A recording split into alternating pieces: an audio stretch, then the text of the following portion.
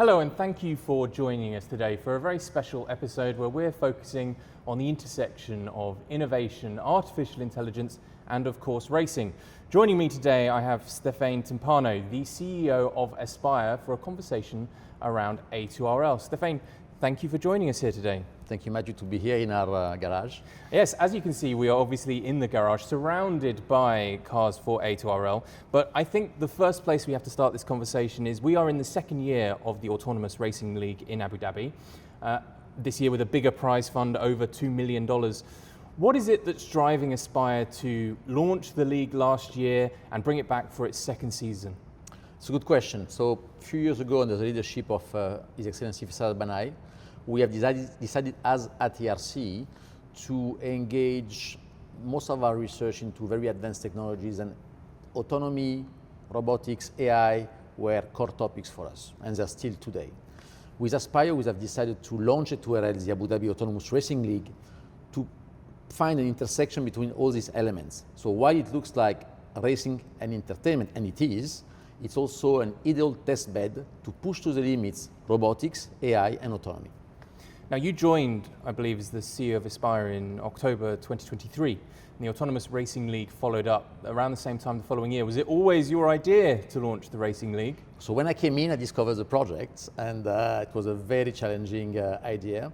The team started a few months before I arrived, but the last 6 months before the first race has been amazing in terms of experience, and we were also playing with fire in the sense that no one was really knowing what we were doing. We have been learning by doing. We had a great support from my sister company TII, who helped us to build up the autonomous kits that you find in these super formula cars. We managed to put together 8 teams at the time from around the globe, most of them coming from an R&D background, working in autonomy, someone in AI, someone already doing some kind of racing around the world. But this was really the first at bit scale competition of this type.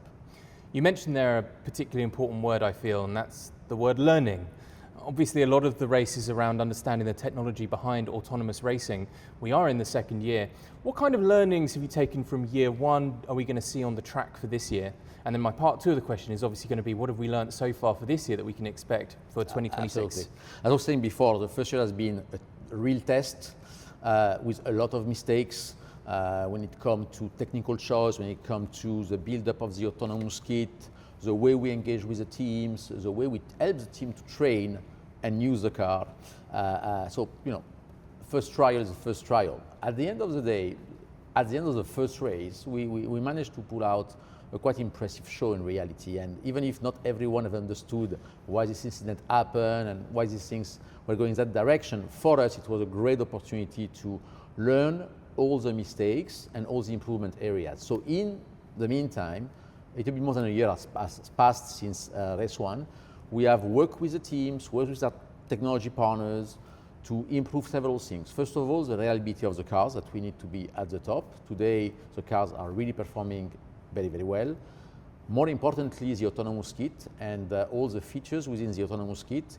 With it come also all the radar, LiDAR cameras we use, the way we are mixing this data and sensor fusion, as it's called by the specialist, and how this data then flow into the AI system.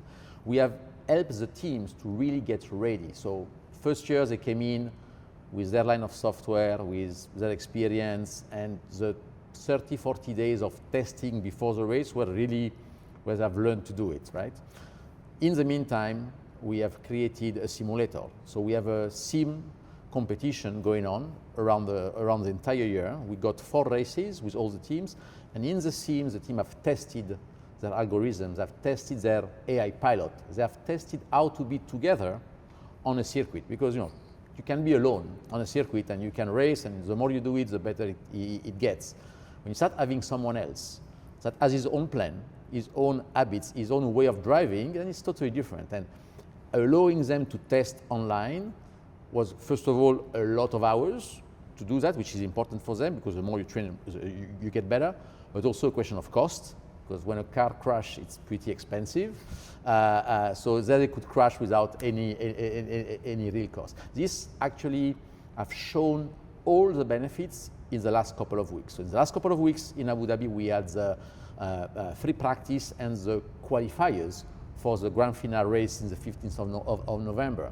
And we had few interesting crashes, as always, most of them coming from the very new teams that are learning. But most of the experiment teams today don't crash anymore. They have incidents, but it's pretty contained. And the performance on the track has changed totally, because now they're able to really run the cars as if it was a racing car.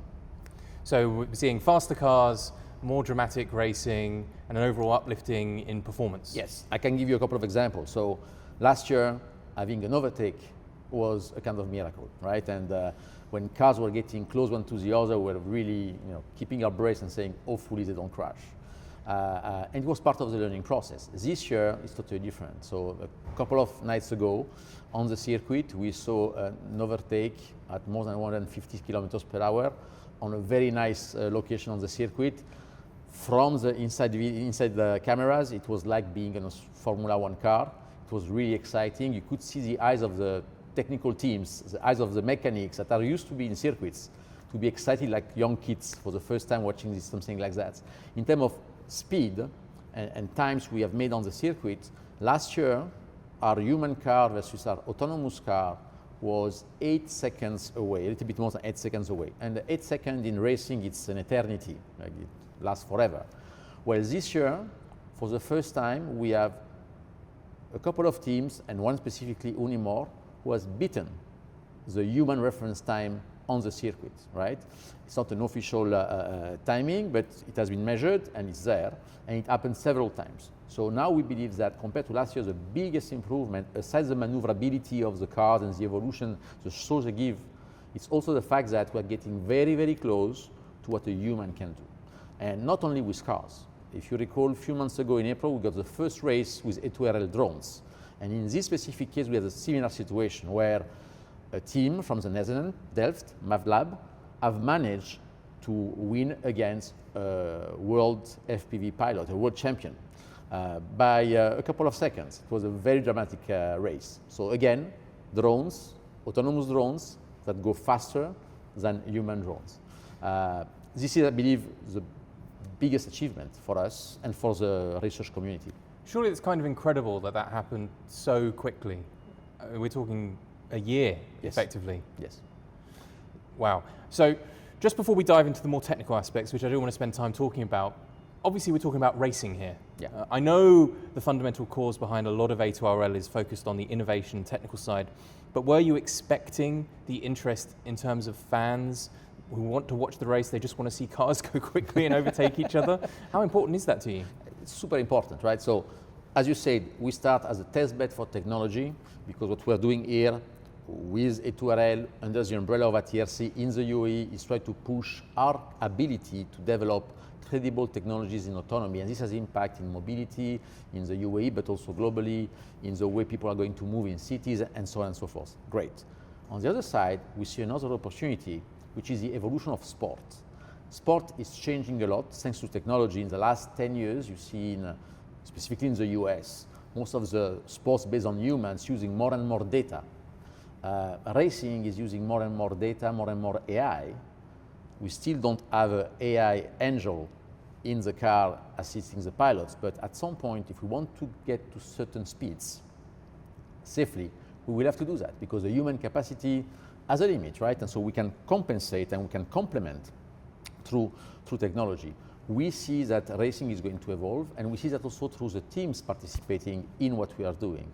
We have two teams, Code 19 and TGM, that come from the racing world, and they see autonomy in racing potentially coming in 5 to 10 years from now. And I won't be surprised that we see more new kind of sports around racing using technology at its best. And obviously it's all happening right here in Abu Dhabi. Look, the first part of your answer there was talking a little bit about, and just giving us an inkling on the kind of results that we have for real world applications of technologies being researched at A2RL. Could we dive into that a little bit more? Absolutely, absolutely. So what we do have application, right, in the world every single day. And we start seeing that. So we have already cars that are autonomous and they're self-driving solutions, and you have in some cities, and in Abu Dhabi specifically, these taxis going around without a human driving it, and people testing it, sometimes by mistake because they get this car and don't realize it's an autonomous car, sometimes because they want to try it. Still, there are few cars doing that. But the mobility and the urbanization is going to change. If you take cities like Abu Dhabi that are growing double digit in terms of population year on year, we probably will have to deal with problems when it comes to mobility, and this will be managed by more autonomy, more controls on the systems, allowing you to optimize the flow of movements. What we are doing is building up this technology that helps the cars, the vehicles to move autonomously and safely. And not 1 to 3 of them, but hundreds of them at the same time. I mean, I don't want to put words in your mouth, but it kind of sounds like you're suggesting that the technology will help us improve mobility, but also it's quite exciting at the same time. Absolutely, absolutely. And I think one of the biggest challenges here is to, as I always say, create 3 important things: trust, trust, and trust. And that's the only thing that matter in reality, is trust the people have into these technologies, because I don't know if tomorrow you will put your wife, your daughter, your grandmother, your mother in this kind of vehicle, right? As a mother, you want to send your kids safely to school. Will you tomorrow use an autonomous vehicle to do that? What we do at A2RL is to create this feeling, the sentiment that technology is working, and that in a few years' time this will be the normality and people will be happy with it. So look, this is correct. Technology is really at the heart of what we're talking about here. So it would be remiss if we didn't have a conversation briefly about artificial intelligence. You mentioned trust already 3 times in your previous answer there. How important is it to growing that trust and increasing transparency around how these AI tools could impact people in later life? And how does that connect to the work that you're doing with A2RL? That's super important, right? And we see that in our small world between the teams. You know, how the teams are going to react. How do we, which role do we impose to the AI? Which are the boundaries we want the AI to respect? And clearly this is a human conversation before anything else, right? We are the one responsible to put these boundaries and put the check and balance in the system to avoid any problem. I love what you said there about humans and keeping humans in the loop. Is that something that you plan on keeping at the heart of what you're doing? Well, in A2RL, the human is not really in the loop, because on the circuit there is no control that we have on the vehicle. The moment the engine ignites, they do what they have to do. We have some remote control possibilities, but in case of problem and not during the race. So they do what they have to do. But I believe it's important to keep the human in the loop when it comes to urban mobility, right? And I believe that the challenges will not only be security, there will be governance, there will be insurance, there will be key decisions that we need to teach the car to take at the right moment, in a critical moment. You're at a crossroad, someone is crossing, what do you do? So these are experiences and use cases we need to face and we need to agree on how to deal with. You're almost taking the words out of my mouth there, because my next question was going to be around the fact that A2RL is obviously just part of Aspire overall. How does A2RL then feed into Aspire's other goals? Well, it feeds into ATRC goals, which is the Advanced Technology Research Council of Abu Dhabi, where we have few sister companies, TII, which is the Technology Innovation Institute, that is basically an R&D center, a unique R&D center in the whole region, the most advanced one, that create all these technologies for the Abu Dhabi organizations, if you wish. But we also have Venture One and startups within Venture One. One is SteerAI. SteerAI is an organization that basically sells to the world autonomous kits for industrial vehicles, for example, and it's based in our technology. So what we are doing here is a test bed, and it's also a way to show to the world that it's working.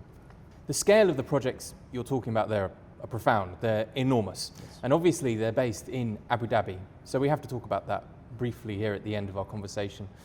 Abu Dhabi is a home for technology research and for innovation. A2RL is obviously part of that.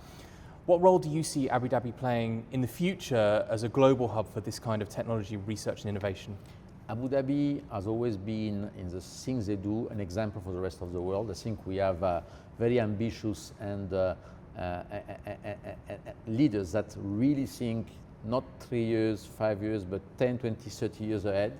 And they realize the importance of autonomy, not only on the roads, but autonomy when it comes to robotics, more generally, to humanoids, to drones, to any kind of unmanned vehicles.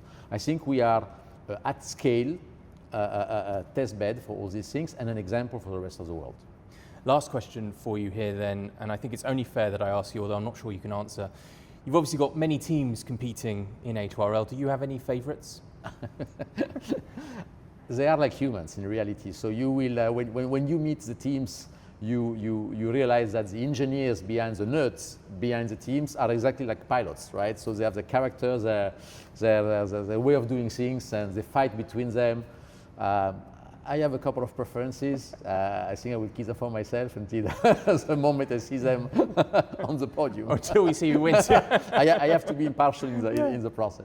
Look, Stéphane, thank you so much for joining us here today. It's been fascinating to hear your insights, and obviously we all look forward to seeing the final in Abu Dhabi. Thank you. See you soon.